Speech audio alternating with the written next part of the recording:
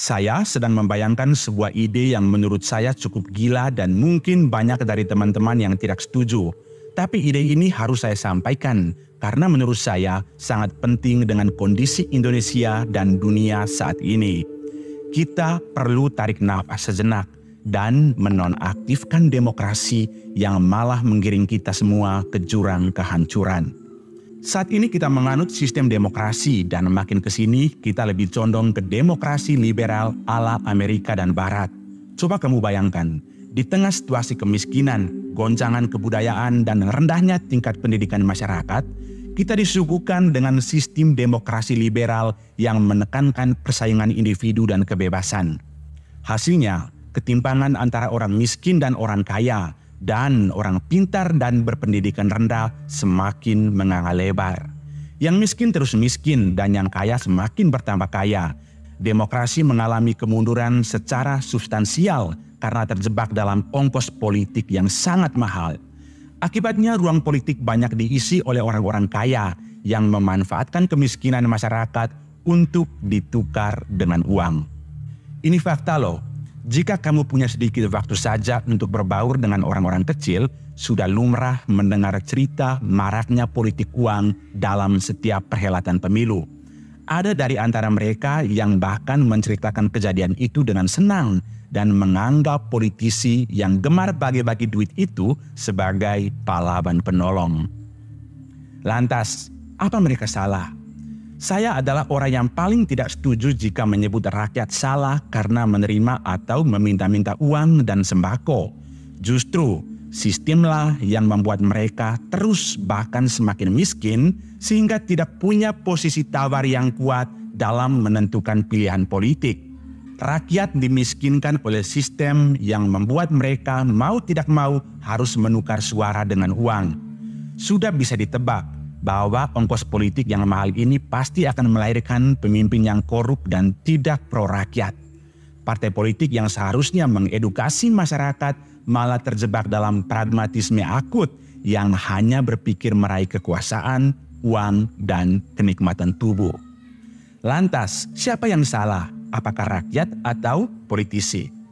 Sayangnya dua-duanya tidak salah, baik rakyat maupun politisi justru menjadi korban dari sistem demokrasi yang sangat berwatak kapitalistik dengan uang sebagai berhala utamanya. Teman-teman, menurut saya kita sudah salah mengartikan demokrasi. Kita boleh berbangga karena berhasil menumbangkan rejim Orde Lama dan Orde Baru, tapi kita lupa untuk menghasilkan sistem yang benar dan sesuai dengan corak masyarakat Indonesia. Ibarat menaiki mobil, sopir dan kondekturnya selalu berganti, tapi kita lupa bahwa mobil yang kita tumpangi sudah disetting menggunakan remote control jarak jauh agar selalu tersesat di jalan yang salah. Dengan kata lain, kita dipaksa bermain di lapangan lawan di mana di setiap area sudah dipasangi jebakan. Ya, pasti akan selalu kalah. Lalu sistem apakah yang cocok dengan corak bangsa Indonesia? Bung Karno sudah jauh hari mengutarakan hal ini. Corak bangsa Indonesia adalah sosialisme, bukan demokrasi liberal. Dasar paling utama dari sosialisme Indonesia itu adalah gotong royong. Itulah sebabnya dalam pidato 1 Juni, Bung Karno menyebut, jikalau kalian tidak terima dengan 5 sila, maka kita peras lagi menjadi trisila. Dan jika kalian juga tidak menerima trisila, maka kita punya ekasila. Dan ekasila itu adalah gotong royong. Namun dalam sistem demokrasi liberal, kita dipaksa untuk tercabut dari akarnya. Gotong royong terus dirongrong oleh demokrasi liberal yang menekankan persaingan individu. Dan praktek itulah yang mengakar dan terjadi sekarang ini. Sayangnya Bung Karno jatuh duluan sebelum konsep sosialisme Indonesia itu terwujud. Ia sadar sosialisme murni yang dikenal dengan komunisme juga banyak kelemahan. Karena itu ia bermaksud mengkawinkan konsep sosialisme itu dengan kapitalisme. Maka lahirlah 5 sila Pancasila sebagai jalan tengah. Bahkan dalam sila keempat sudah jelas diterangkan, Demokrasi kita adalah demokrasi permusyawaratan, bukan liberalisme demokrasi. Sayangnya lagi, rejim Soekarno terjebak dalam perang dingin antara kapitalisme barat dan komunisme Rusia. Ia tumbang karena Indonesia menjadi arena perebutan hegemoni blok barat dan blok timur, di mana puncaknya melahirkan peristiwa G30S PKI tahun 65. Sistem Orde Lama pun direset ke titik nol.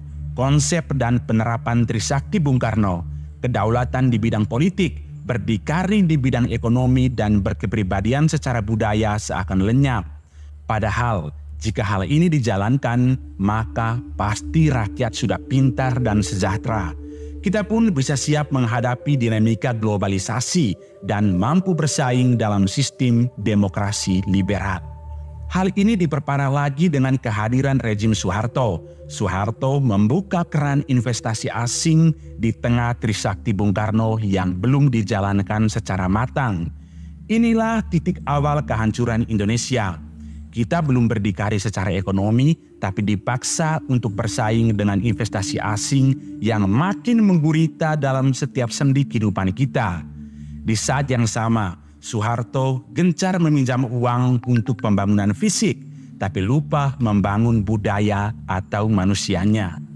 Maka tahap selanjutnya kita belum berkepribadian secara budaya, tapi dipaksa untuk bersaing dengan kebudayaan barat yang juga terus mengakar kuat. Jika ekonomi dan budaya sudah tergerus selama 32 tahun Soeharto memimpin, maka kedaulatan di bidang politik juga ikut tergerus. Situasi ini pun makin tak terkontrol oleh gelombang reformasi tahun 1998. Selama 32 tahun dikekang Soeharto, membuat kelas menengah Indonesia berontak menginginkan kebebasan.